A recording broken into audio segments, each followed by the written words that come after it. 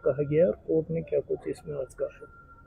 देखिए, शक्ति सिंह बर्थवाल जो कि एक सामाजिक कार्यकर्ता हैं, पत्रकार हैं, उनकी ओर से यह याचिका दाखिल की गई थी माननीय उच्च न्यायालय में, जिसमें यह मुद्दा उठाया गया था कि 6 जुलाई 2025 को राज्य निर्वाचन आयोग की तरफ से एक क्लैरिफिकेशन जो है सभी जिला निर्वाचन अधिकारियों को जारी किया गया, जिसमें उन्होंने कहीं ना कहीं उनको ये छूट दे दी कि पंचायती अधिनियम के अन्य धाराओं के तहत वो स्क्रूटनी करें एप्लीकेशंस की, और जो एक स्पेसिफिक बार है कि सेक्शन 9 सबसेक्शन 6 में धारा 9 उपधारा 6 और धारा 9 उपधारा 7 में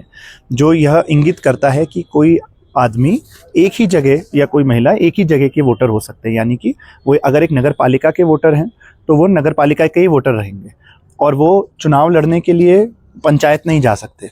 तो जबकि एक्ट में स्पष्ट प्रावधान है, कहीं ना कहीं उस प्रावधान को गोलमोल करके एक क्लैरिफिकेशन राज्य निर्वाचन आयोग ने 6 जुलाई 2025 को सबको जारी कर दिया। इस क्लैरिफिकेशन को चुनौती दी गई है शक्ति सिंह बर्थवाल की ओर से माननीय उच्च न्यायालय में, और इसको प्रथम दृष्टया सही मानते हुए माननीय उच्च न्यायालय ने इस नोटिफिकेशन को 6 जुलाई 2025 के नोटिफिकेशन को स्टे कर दिया है। उन्होंने कहा है कि इस क्लैरिफिकेशन पर एक्ट अपॉन नहीं किया जाएगा, और ये भी कहा है कि एक्ट के अनुसार यानी धारा 9 उपधारा 6 धारा 9 उपधारा 7 जो कहते हैं एक इंसान एक ही जगह का वोटर हो सकता है, एक ही जगह चुनाव लड़ सकता है, उसी के मुताबिक चुनाव कराए जाएंगे। चुनावों को देरी कराने की मंशा याचिकाकर्ता की भी नहीं थी, पर चुनाव अधिनियम के अनुसार होने चाहिए,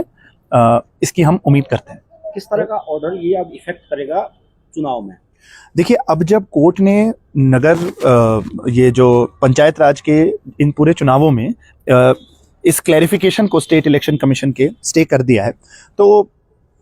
अब स्टेट इलेक्शन कमीशन को एक निर्णय लेना है कि क्या वो स्क्रूटनी दोबारा कराते हैं या एक अवमानना की स्थिति उत्पन्न हो जाती है। क्योंकि जब माननीय उच्च न्यायालय ने यह क्लियर कर दिया, और उनकी स्क्रूटनी भी कल ही परसों ही खत्म हुई है, कोई ऐसा नहीं है कि ये दोबारा नहीं हो सकता, लेकिन उम्मीद तो यही की जाएगी जब माननीय उच्च न्यायालय ये कह रहा है कि एक इंसान एक ही जगह का वोटर हो सकता है, तो इस पर एक्ट अपॉन किया जाए और चुनाव एक पारदर्शी और फेयर तरीके से किया जाए। क्लॉज 9 का 6 क्या कहता है, जो कोर्ट ने सवाल उठाया है? देखिए, धारा 9 उपधारा 6 और धारा 9 उपधारा 7 ये कहते हैं कि अगर कोई इंसान पंचायत राज में एक जगह वोटर लिस्ट में है तो आमतौर पर उसको दूसरी जगह नहीं होना चाहिए, और अगर वो 2 जगह वोटर लिस्ट में है, दूसरी जगह यानी कि किसी दूसरी ग्राम पंचायत में या किसी दूसरे नगर निकाय में, और अगर वो 2 जगह वोटर लिस्ट में है तो उसका नाम